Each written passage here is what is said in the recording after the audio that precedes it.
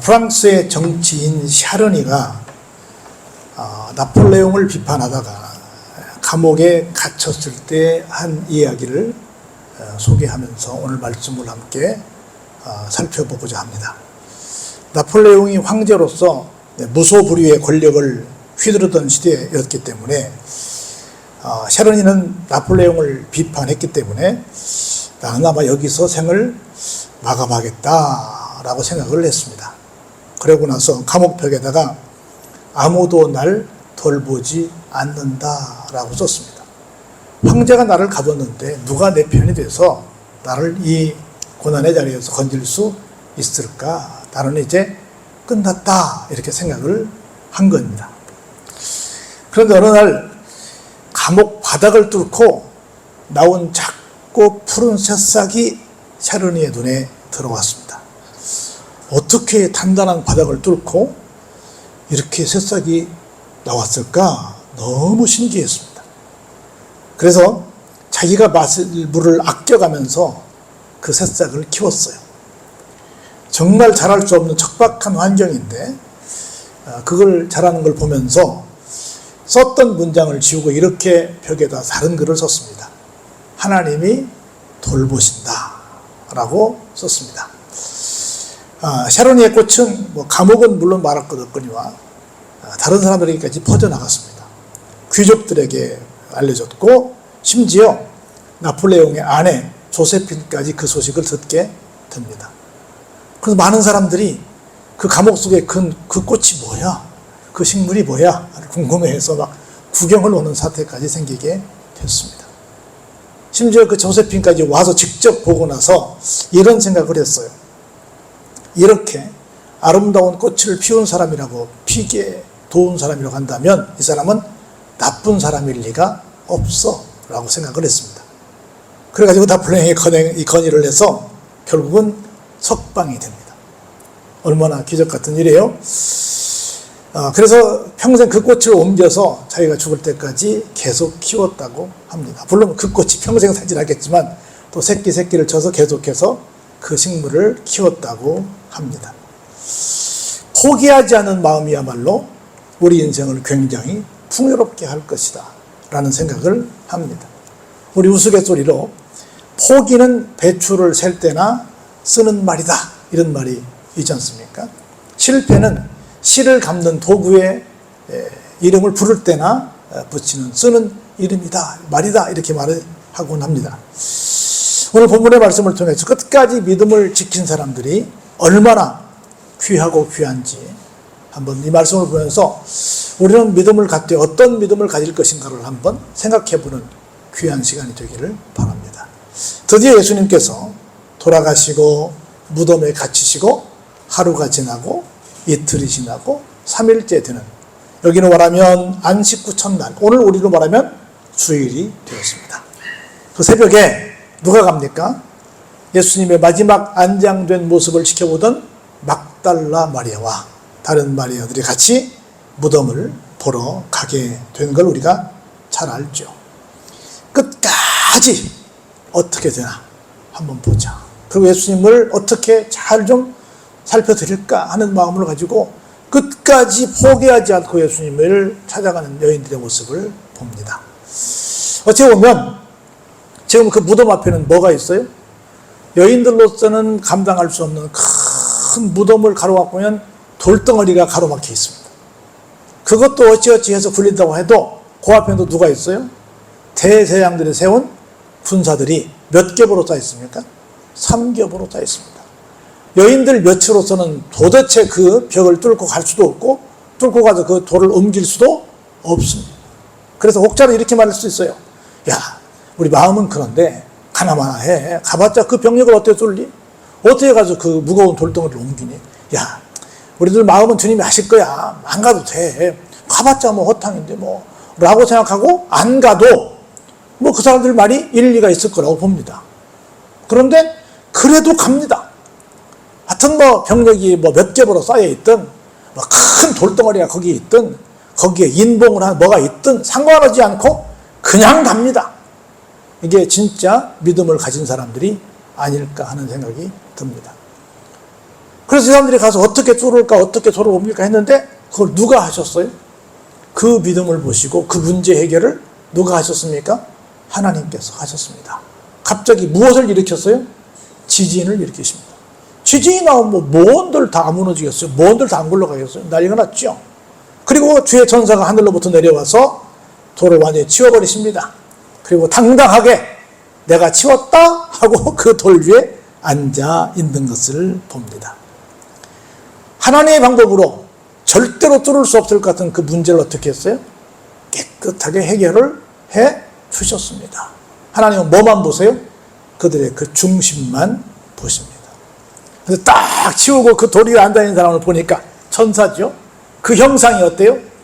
번개 같고 그 옷은 얼마나 흰지 눈처럼 희었습니다. 정말로 대단히 위협적인 그런 모습이었습니다.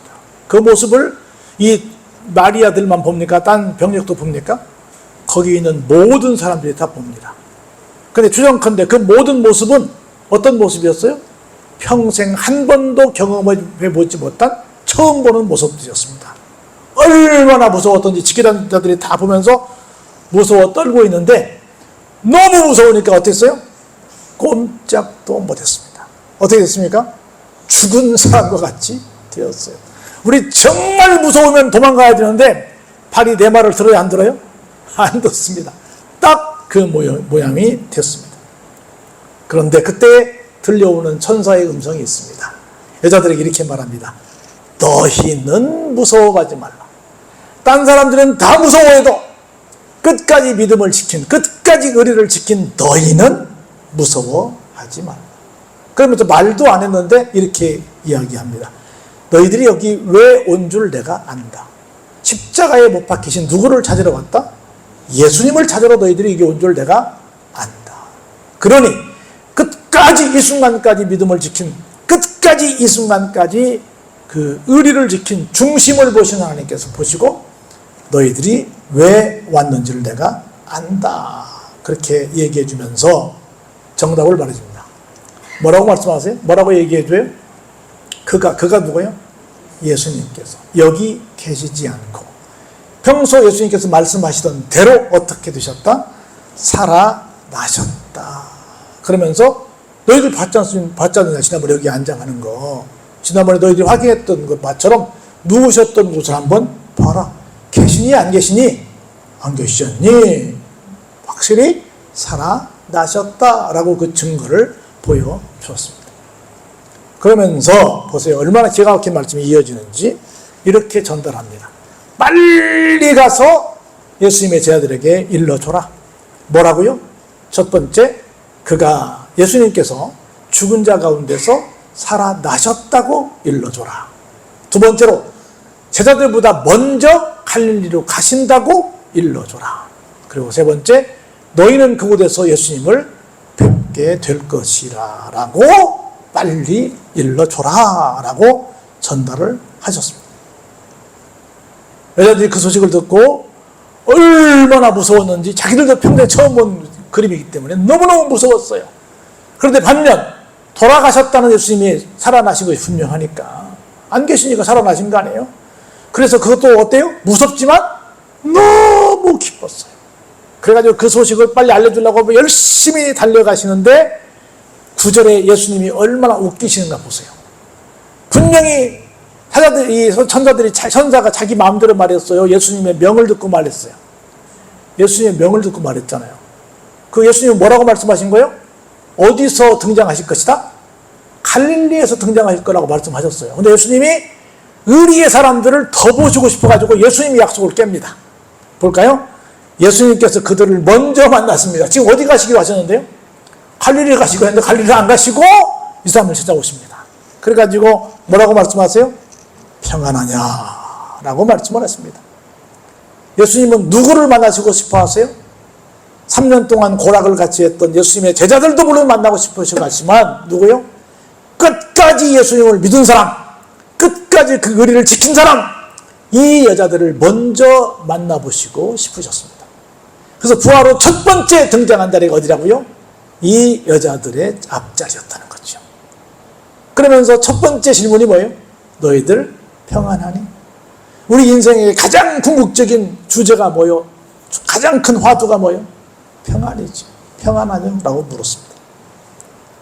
그랬더니 여자들이 알아보고는 그 발을 붙잡고 경배합니다. 이건 두 가지지요.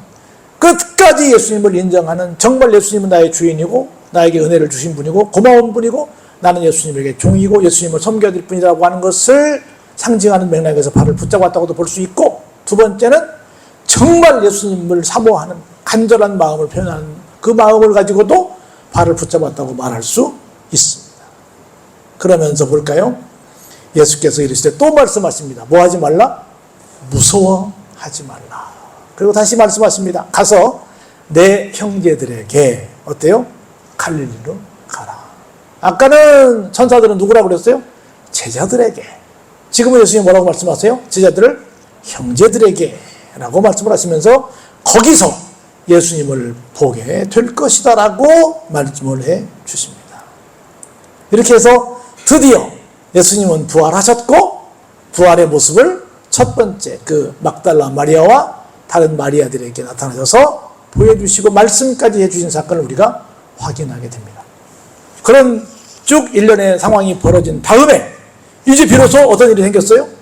거기를 지키던 군병들이 정신이 들어왔습니다. 깜짝 놀랐어요. 그래가지고 그 중에 몇이 대표가 돼가지고 성으로 들어갑니다. 그래서 모든 된 일을 누구에게? 대제사장들에게 뭐 합니까? 보고를 합니다. 그러면 그 얘기를 쭉 듣고, 아하, 우리가 진짜 메시아를 죽이는 정말 잘못된 일을 했구나 라고 생각하고 그 자리에서라도 회개하고 그 자리에서라도 예수님을 영접했으면 얼마나 좋았겠어요. 근데 이 사람들은 그것보다는 지금 내 자리가, 왜 예수님을 죽였어요? 자기들 자리가 위태로우니까, 예수님이 더 인기가 있으니까 그것 때문에 시샘해서 그런 거 아니에요. 믿음은 다 저버리고 내 자리만, 내 욕심만 생각하고 있는 거예요. 그래가지고 그들이 어때요? 장로들과 함께 모여 의논합니다. 이 말은 사실은 의논하기 전에 무슨 말부터 해야 돼요? 야 이놈들아, 그게 무슨 말이야? 그런 일이 생길 수 있어? 말이 안 되지? 이렇게 말해야 되는데, 말을 들으면서 그 말이 사실이구나라고 하는 걸 인정을 하게 됩니다. 그런데 사실임을 인정함에도 불구하고 믿지 않고 엉뚱한 짓을 합니다. 바로 뭐예요? 이것을 빨리 비밀로 해야 되겠다라고 해서 뭘로 막아요? 돈으로 막습니다. 돈을 얼마큼 줬어요? 많이 줬습니다. 끝까지 안 믿는 참 불쌍한 사람들의 모습을 봅니다. 그러면서 이렇게 거짓말을 시킵니다. 뭐라고 말해요? 너희들이 말이야, 밤에 지키다가 너무 힘들어서 뭐 했어요? 3일이나 되니까, 3일째 되는 날 생겼으니까 깜짝 뭐 했어요? 졸았다. 깜짝 졸고 있는데 그때 누가 왔다? 예수님의 제자들이 와가지고 그냥 전격적으로 얼른 예수님의 시신을 훔쳐갔다. 지금 없으니까 그렇게 하라고 이야기를 합니다. 그랬더니 여러분 잘 아시는 것처럼 군대에서 이런 말이 있거든요. 작전에 실패하면 용서받을 수 있으나 경계에 실패하면 용서받을 수 없다. 이런 말이 있거든요. 작전이라는 건 싸움이에요. 싸우면은 하다 보면 이길 수도 있고 질 수도 있잖아요. 저도 용서받을 수 있어요. 왜? 그럴 수 있으니까. 근데 경계는 뭐냐면 지키는 거거든요. 가만히 내가 서 있고 나는 움직이지 않고 적만 움직이거든요. 보통 확률이 7대3이야. 내가 70% 유리하고 적이 30% 유리하거든요. 그럼 누가 이겨야 돼요? 지키는 사람이 이겨야 돼요. 지키는 사람은 절대 어때요? 질 수 없지. 질 수 없는데 졌기 때문에 어때요? 벌을 받아. 그래서 경계를 실패하면 반드시 벌을 받게 돼 있거든요. 그러니까 아니 향병으로 둘러쌌는데 우리가 실패했으니 뭐 하겠어요? 벌 받잖아요. 그러니까 이게 두렵잖아요. 돈을 받는 건 좋은데 우리가 졸았다고, 우리가 경계를 잘 못했다고, 그래서 시체를 잃어버렸다고, 그럼 벌 받잖아요. 이걸 다 아는 구인들이라 뭐라고 말해요? 괜찮아, 절대 그럴 일은 없게 할 거야 라고 말했는데, 발 없는 말이 천리를 가요 안 가요? 가지요. 군인들이 돈은 받고 어떻게 했어요? 그 소문을 다 냈지요. 그래서 그 소문이 온 유대에 다 알려지게 됐다는 거지요. 그리고 나서 11명의 제자가 갈릴리에 가서, 한 명은 어디 했어요? 가룟 유다는 죽었잖아요. 11명이 가서 예수님께서 지시하신 산으로 가 있었습니다. 예수를 뵙고 드디어 예수님을 경배하는 두 번째 예수님이 나타나신 거예요. 아까는 막달라 마리아와 다른 마리아가 나타나셨고, 두 번째는 갈릴리에 정확히 어딘지 모르겠지만 예수님께서 지시하신 한 산에서 만나게 되는데, 한번 17절 하반절 읽어볼까요? 시작. 아직도 의심하는 사람들이 있더라. 의심하면 돼요? 안 돼요? 안 될 줄로 믿습니다. 끝까지 믿으시기 바랍니다. 그랬더니 예수님께서 마지막 말씀을 하십니다. 오늘 마지막 부분입니다. 볼까요? 예수님께서 이렇게 말씀하십니다. 나는 초림 예수로 왔지만, 초림 예수는 내가 뭐하러 왔다? 매맞고 온갖 고통을 당하고 죽임을 당하러 온 희생양으로 왔다. 그런데 이제 예수님은 무엇으로 오실 거예요? 재림 예수님으로 오실 거죠. 그래서 부활하신 예수님은 어떤 분이시냐면, 한번 따라서 하시죠. 하늘과 땅의 모든 권세를 받으신 분. 할렐루야. 내가 이제는 하늘과 땅의 모든 권세를 하나님께서 내게 주셨으므로 내가 그걸 갖고 있는 사람이 되었다. 그래서 하늘과 땅의 모든 권세를 가진 내가 너희에게 지금부터 명령하니 잘 들어라 라고 부활하신 예수님께서 첫 번째 우리에게 당부하신 말씀입니다. 한번 19절 같이 읽어볼까요? 시작. 그러므로 너희는 가서 모든 민족을 제자로 삼아 아버지와 아들과 성령의 이름으로 세례를 베풀어라 라고 말씀을 하십니다. 사랑하는 성도 여러분, 여러분들은 항상 어딘가로 가야 합니다. 그냥 가는 것이 아니라 복음을 들고 가야 합니다. 하나님께서 보내셨다는 것을, 예수님께서 보내셨다는 것을 믿으셔야 될 줄로 믿습니다. 그리고 모든 민족을 제자 삼아야 됩니다. 뭐 내가 아끼는 사람, 뭐 가족, 우리나라 사람만이 아니라 어떤 사람들에게? 모든 민족에게. 그리고 가서 뭐 해야 돼요? 세례를 베풀어야 합니다. 누구 이름으로? 아버지와 예수님과 성령의 이름으로 세례를 베푼다는 건 뭐예요? 죄 사함을 받은 표로 예수님의 새로운 아들로, 제자로 삼는 거지요. 하나님의 아들로 예수님의 제자로 새롭게 만드는 표가 뭐예요? 세례죠. 그러면서 볼까요?